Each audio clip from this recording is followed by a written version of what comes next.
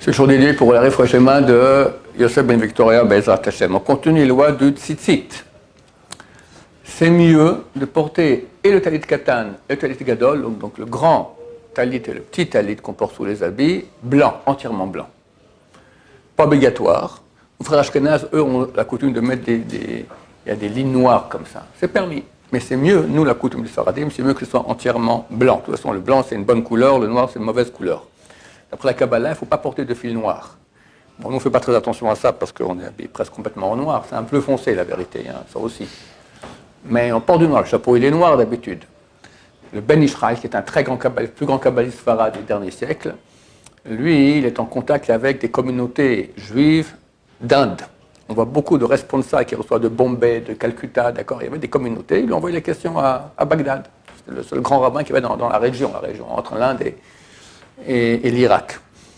Une fois, il a reçu un très beau tissu qui est venu de Bombay, d'accord, d'un truc comme ça. Puis il a vu un petit fil noir qui passait comme ça, il l'a envoyé. Donc d'après les Kabbalah, c'est bien, mais ce n'est pas notre niveau à nous. De toute façon, c'est bien, au moins pour le talit gadol et katan, de porter entièrement blanc. Il ne faut pas laisser le talit non plié.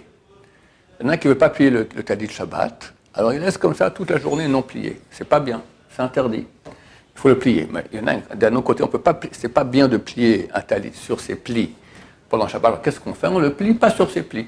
Et là, il n'y a aucun problème. D'accord? Maintenant, il faut que ce soit la personne, le propriétaire du talit, qui le plie. Le Ben Ishraï dit que c'est pas bon pour le mazal que quelqu'un d'autre le plie. Le monsieur, il est millionnaire, il est en Mercedes à la synagogue, il a un serviteur, et à la fin de la prière, il lance le talit, hop, c'est le serviteur qui plie le talit. Ça va pas, mauvais pour le mazal.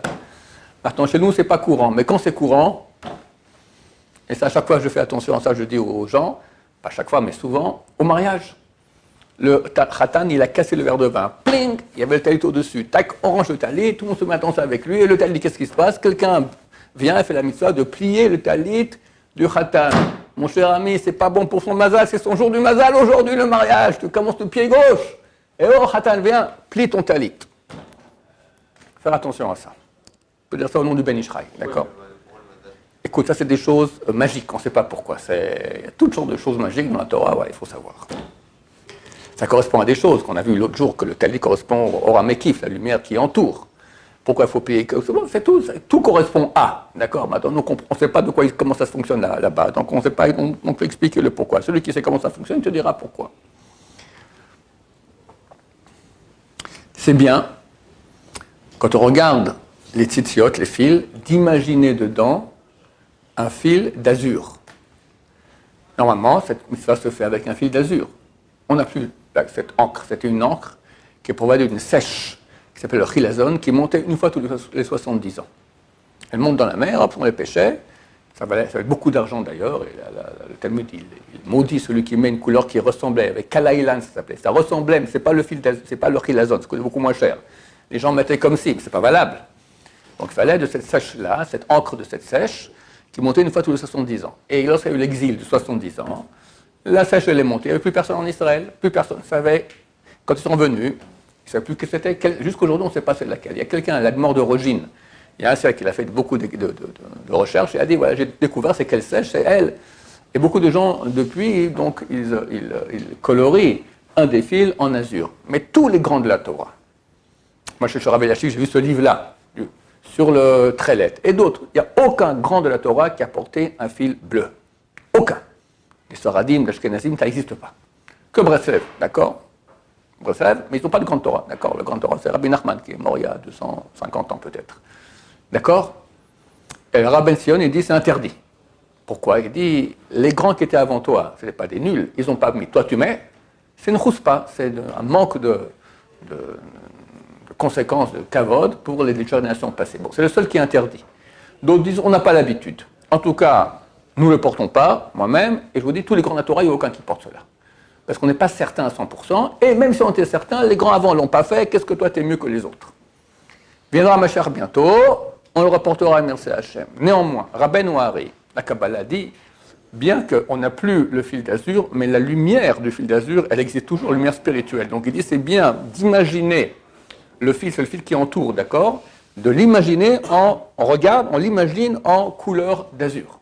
Comme ça réalise cette mitzvah-là, bien qu'on n'a pas le fil d'azur, on a la lumière du fil d'azur. Est-ce qu'on a le temps d'expliquer comment aller? Je vous explique comment on met le talit. Il y a deux façons de faire, les deux sont cachères. Une que le Rav Ben Sina Bashoul dit qu'elle est meilleure que l'autre, et une que le Rav Yosef dit qu'elle est meilleure que l'autre. Chacun dit le contraire. Mais toutes les façons sont bonnes. Façon du Rav Ovadia Yosef, on prend le talit et on commence à remonter le talit entier comme une écharpe. On fait la bracha, on le met sur la tête, bien que ça entoure toute la tête et la nuque, et on a devant nous maintenant les deux parties de l'écharpe. Donc deux coins du talit à droite, deux coins du talit à gauche. On prend la partie des deux coins de droite et on la met sur l'épaule gauche. Ben Ishraï dit à ce moment, c'est bien d'attendre le temps de marcher 4 pas. 4 pas, 2 mètres, d'accord? Une seconde et demie. Après, tu prends le pan où il y a les deux coins de gauche et tu mets sur l'épaule gauche aussi. Et là, tout le monde est d'accord qu'il faut attendre au moins le temps de marcher 2 mètres. Ça sera acquitté de cette katane, non? Un moment. Maintenant, il faut que le visage soit dégagé. On appelle ça artifat ishmaélim. Comme les Ishmaélites, les Arabes s'enveloppent de leur kefiya. D'accord? Tu as déjà vu un Arabe qui se cache la tête. Il va aller sur son chameau, il va entrer dans l'âne de son copain. D'accord? Ça ne marche pas. Donc il dévoilait la tête. Donc, nous aussi, on doit dévoiler la tête quand on fait cela. On attend le temps de marcher 4 pas. Après, on baisse le talit sur tout le corps. Après, on le remonte. C'est bien de mettre, on met chaque partie sur l'épaule. D'accord, pour pas que les tzitziyot traînent par terre. Ça, c'est la façon de Rav Yosef.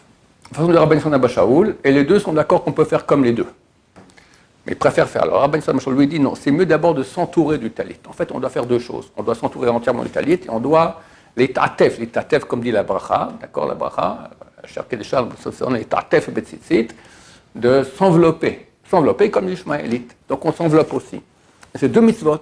Celle du corps, celle de s'envelopper. Alors, il dit d'abord tu t'enveloppes, et après tu descends sur ton corps.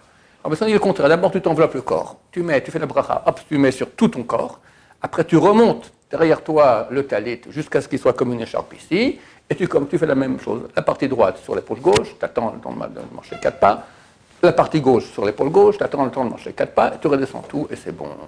Les deux sont bons. Maintenant, quand on fait cela, il faut penser.